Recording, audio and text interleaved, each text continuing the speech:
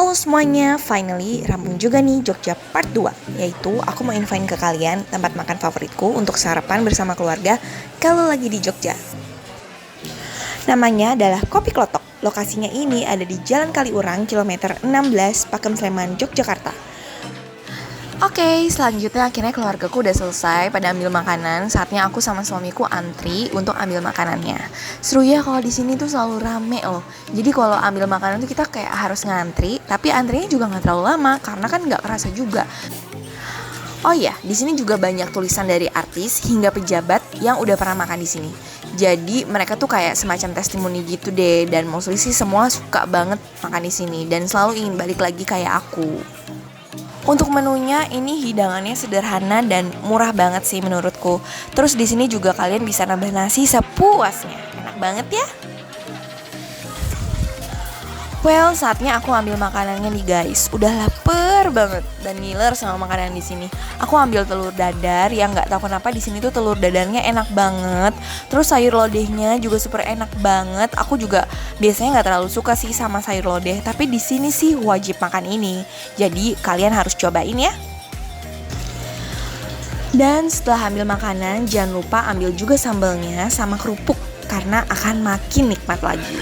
Oh iya, karena aku ambil makanannya di daerah dapur belakang, jadi suruhnya di sini sih juga sambil ngeliat orang yang masak langsung. Dan wanginya tuh semerbak banget. Apalagi masaknya tuh masih pakai tungku. Dan di sini banyak banget tuh pisang-pisangnya. Kalian bisa lihat kan, secara di sini ada pisang goreng yang juga nggak kalah enaknya. Nggak tahu kenapa kayak beda aja gitu dari pisang-pisang goreng di tempat lain. Selesai makan, kita nggak lupa untuk selalu minum kopi klotok di sini. Sesuai nama tempatnya ya, karena kopinya juga terkenal enak. Terus keluargaku yang lain juga pada ngeteh nih. Tehnya itu kayak khas teh kampung yang wangi banget. Nah terus untuk tingkat kemanisan, mereka tuh sediain gula batu dan gula jawa. Jadi kalian bisa takar kemanisannya sendiri. Semakin siang, kopi klotok semakin ramai. Jadi kalau mau yang datang sini, kalian datangnya tuh kalau bisa pagi-pagi ya, supaya nggak keramaian kayak aku dan bisa lebih menikmati suasana pagi hari di sini. Oke, kita juga nggak jadi makan pisang goreng, nggak jadi makan cemilan lainnya karena lama banget datangnya. Jadi kita putusin untuk selesai makan, ngopi dan teh, kita mau langsung ke tempat berikutnya. Oke, setelah perut kenyang dan siap untuk beraktivitas lagi, ada yang tahu nggak nih kita mau kemana? Pasti yang sering ke Jogja udah tahu nih. Ya, kita mau berwisata ke Gunung Merapi. Untuk harga tiket masuknya ke area wisata ini aku lupa berapa ya. Kalau nggak salah sih sekitar 3.000-an. Tapi di sini kan karena kita mau pakai jeep untuk tour, jadi kita parkir mobil dan itu bayar lagi. Nah itu juga aku lupa, kalian bisa langsung googling aja atau pas kesana kalian tanya karena so far sih nggak mahal ya kalau nggak salah gitu. Nah di sini ada beberapa paket tour untuk kalian naik jeep keliling-keliling gitu. Kita pilih yang medium road, jadi dikenakan biaya 550.000 per jeep. Jadi perjalanan akan dimulai dari Sungai Opak menuju ke Desa Petung dan ke Museum Sisa Harta. Setelah itu dilanjutkan perjalanan ke Desa Kaliadem.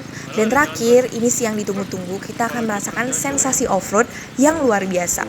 Kalau kata mas-masnya, kita akan basah kuyup, tapi jangan khawatir, karena air tersebut berasal dari mata air sehingga tetap aman dan bersih. Karena rombonganku totalnya ada 7 orang, jadi jeep tournya kita sewa 2. Karena dalam satu jeep itu ada minimal orangnya.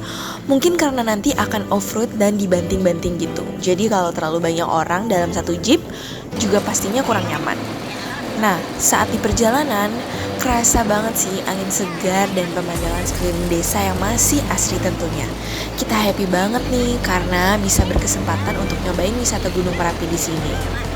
Pas saatnya dibanting gitu, di jalanan yang emang udah disiapin rusak, terus banyak bebatuan, banyak tanjakan dan lain-lain, kita tuh gak sempet rekam. Karena pastinya kalau kita rekam, kalian tuh bakalan pusing sih lihat kameranya. Maklum kan, ini kan kita masih YouTuber amatir, jadi belum ada tim dan ala kadarnya banget. Soon pasti kalau yang ada momen-momen kayak gini, kita pengennya sih, kita rekam banget sih gitu. Akhirnya kita sampai nih ke Museum Sisa Harta. Jadi ini adalah rumah peninggalan warga setempat yang waktu itu terkena musibah meletusnya Gunung Merapi pada tahun 2010 yang lalu. Kita juga dapat ngeliat nih, tadi kan di depan ada hewan yang tinggal tulangnya. Terus ada motor-motor usang yang tinggal rangkanya.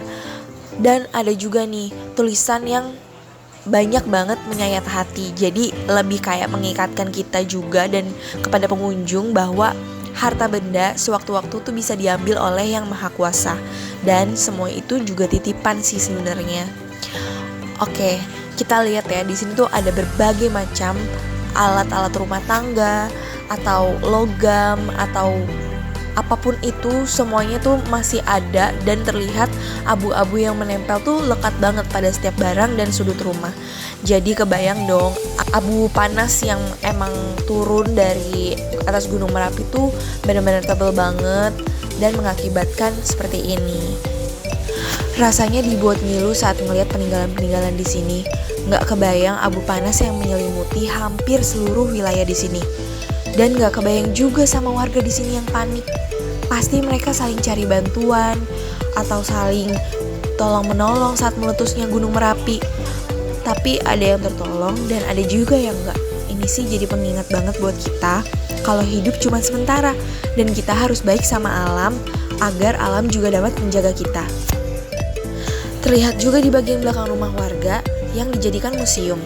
Sama sih, ada berbagai peninggalan-peninggalan barang-barang, namun di sana juga ada foto-foto saat kejadian. Nah, kalau tour guide-ku itu nyeritain juga waktu itu kisahnya sang guru kunci Gunung Merapi. Kalian udah pasti pada tahu, yaitu Mbah Marijan. Yang katanya beliau gak mau dievakuasi oleh relawan dengan membawa mobil EPV. Beliau pasrah pada saat itu dan gak ingin keluar rumah ataupun juga turun. Alhasil gak sempat evakuasi karena awan panas cepat banget menyelimuti daerahnya. Para relawan meninggal bersama Mbah Marijan saat itu. Semoga mereka diterima di sisi Allah Subhanahu wa Ta'ala ya. Setelah itu, kita ke tempat destinasi berikutnya melewati beberapa jalanan yang banyak batunya.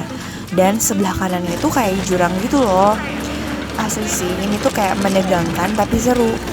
Oh ya, by the way, sorry banget, beberapa destinasi lainnya gak aku masukin di video karena durasinya pasti bakalan panjang banget. Yang jelas, kalian mesti cobain bareng-bareng sama keluarga atau teman-teman supaya kalian bisa seru-seruan bareng. Nah guys, aku tuh juga salut banget loh. Aku kan kesini sama mertuaku ya. Mereka masih berani loh ikut tour jeep ini. Jadi buat kalian yang mau ajak orang tua kalian, itu boleh banget.